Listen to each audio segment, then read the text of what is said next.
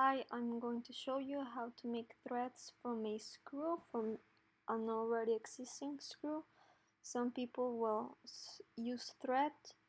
It's a great tool, but it will not give you the best results if you need something kind of complex. Some people use coil, but we're going to insert from McMaster. So we will just search for screws.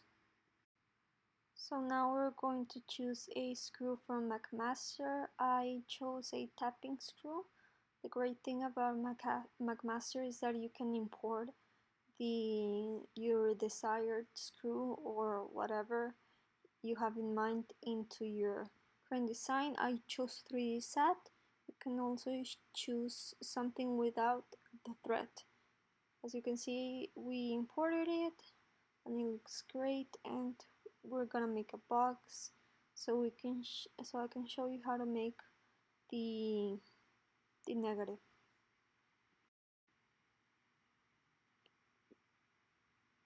We're gonna create a box just so I can show you how to do it. New body. It looks a bit too small, so I'm just gonna change the dimensions. I'm gonna edit from the timeline, edit feature. Just gonna make it bigger.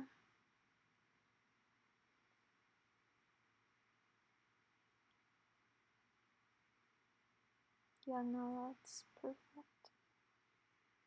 Now we have a screw and a box. Now I am going to do a joint. In order to do a joint, you need to create from body a new component.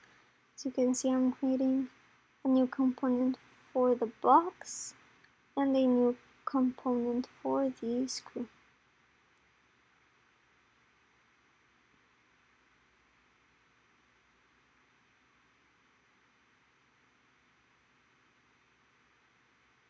Now that that is done, we can create a joint.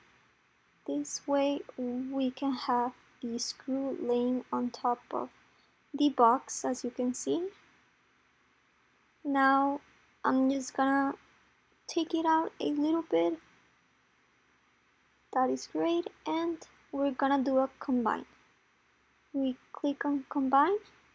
We use tool bodies instead of target bodies, and we click on cut. So you can see the screw disappeared because we cut it, but I'm gonna change the appearance. I'm gonna look for a plastic, a transparent one. I'm gonna use acrylic, and you can see how the threads have cut into the box. So this is a great way to use a screw from McMaster, and you can create very easily the threads.